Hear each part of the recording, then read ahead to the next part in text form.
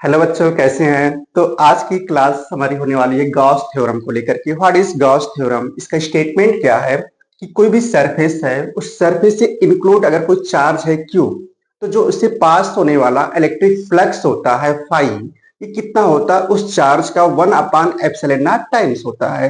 यही क्या है गॉस थ्योरम का स्टेटमेंट। तो क्लियर हुआ आप लोगों को कि जो भी चार्ज उस सरफेस से इंक्लूड करेगा, उस नेट चार्ज का कितना टाइम्स होगा? 1/एप्सिलॉन नॉट। तो मैथमेटिकली इसको हम कैसे रिप्रेजेंट करेंगे? तो मैथमेटिकली इसको हम राइट करते हैं फाई से, एंड फाई इक्वल टू क्या हो जाएगा? फाई इक्वल टू ये हमारा हो जाएगा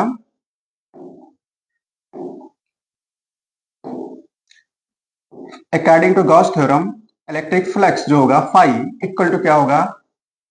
Q upon epsilon naught times Q upon epsilon naught. Means ये जो चार्ज है क्यू, इसका कितना टाइम्स? 1/एप्सिलॉन नॉट टाइम्स होता है क्या चीज? Electric flux. अब इसी को हमें प्रूव करना है, तो इसको हम प्रूव कैसे करेंगे, इसको हम लोग देखते हैं। तो इसको प्रूव करने के लिए हम एक गॉसियन सरफेस को एज्यूम करेंगे। इसका प्रूफ हम लोग देख लेते हैं। प्रूफ, इस थ्योरम को प्रूव करने के लिए हम लोग क्या करेंगे? एक गॉसियन थ्योरम,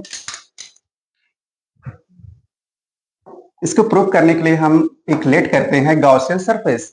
और कैसा गॉसियन सरफेस होगा? तो स्फेरिकल गॉसियन सरफेस को एज्यूम करेंगे, जिसका सेंटर सपोज कीजिए ओ है, और इस ओ पर जो है चार्ज है क्यू, और इसकी रेडियस को मानते क्या है? आर है। This is radius of the sphere which is R. अब यहां पर एक स्मॉल एरिया लेते हैं। इस स्मॉल एरिया को क्या लिखते हैं हम? डीएस।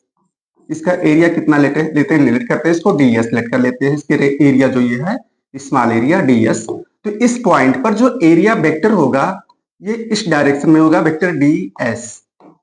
ये जो एरिया वेक्टर होगा बेटा, ये किधर होगा? Along to radially outward. और इसी पॉइंट पर जो प्लस क्यू ये चार्ज लिया गया ना, इसके द्वारा जो इलेक्ट्रिक फील्ड जनरेट होगा, ये किधर होगा? ये भी रेडियली आउटवर्ड होगा, बाहर की तरफ होगा। ये जो इधर होगा क्या होगा? ई होगा, इलेक्ट्रिक फील्ड। तो हम क्या देख रहे हैं? वेक्टर ई और वेक्टर डीएस। ये जो ई है इलेक्ट्रिक फील्ड, ये भी वेक्टर क्वांटिटी है। तो वेक्टर ई और वेक्टर डीएस दोनों सेम डायरेक्शन में है। तो जो यहाँ पर इनका डॉट प्रोडक्ट होगा, जो इलेक्ट्रिक फ्लक्स बनेगा, हम लोग इलेक्ट्रिक फ्लक्स की डिफिनेशन पहले जानते हैं ना कि फाई इक्वल टू क्या होता है? इलेक्ट्रिक फ्लक्स जो फाई होता है, electric flux phi equal to क्या होता है? तो electric flux phi equal to होता है vector E dot vector A. तो यहाँ पर area small area D A है, तो डीएस हो जाएगा। हाँ, एरिया डीएस लिखे तो डीएस हो जाएगा।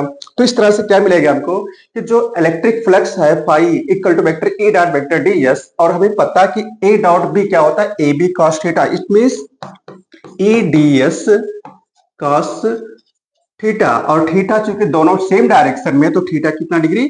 0 डिग्री हो जाएगा। और काश जीरो की वैल्यू कितना होता है? 1 होता है। इसका मतलब क्या होगा? जो इलेक्ट्रिक फ्लक्स पास करेगा यहां से phi equal to E D S हो जाएगा।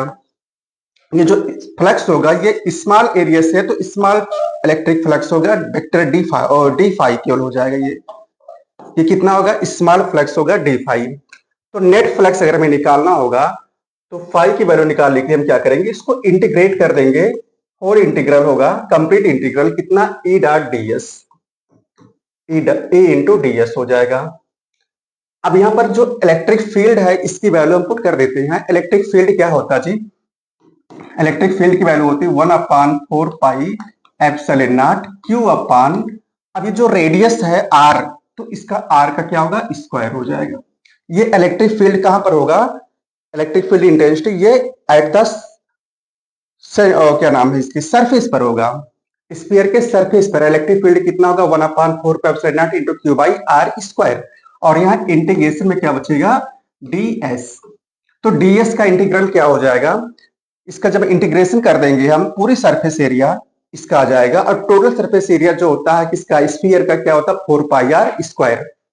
तो इसका मतलब यहाँ पर 1/4 pi epsilon naught into Q upon R square है। और जो इसकी वैल्यू होगी ना, ये किसके बराबर हो जाएगा?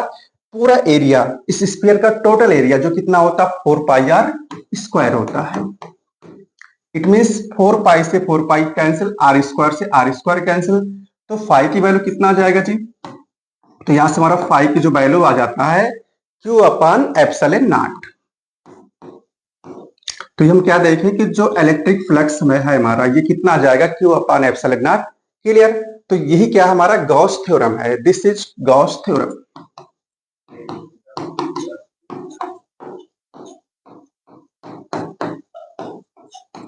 This is Gauss theorem. तो प्रूव हो गया, कोई प्रॉब्लम नहीं होगी आप लोगों को प्रूव करने के लिए। बस क्या स्टेप है, पहले तो हम इलेक्ट्रिक फ्लक्स की जो डिफिनेशन है उसको लिखेंगे, उसके अकॉर्डिंग एक रिलेशन स्टैब्लिश कर लेंगे। ये हमारा रिलेशन फर्स्ट हो गया सपोज कीजिए। और फिर जो नेट फ्लक्स निकालना है तो इसको इंटीग्रेट कर देंगे और उसमें इलेक्ट्रिक फील्ड ए की वैल्यू हम पुट कर देंगे, सिंप्लीफाई करेंगे, बस हमारा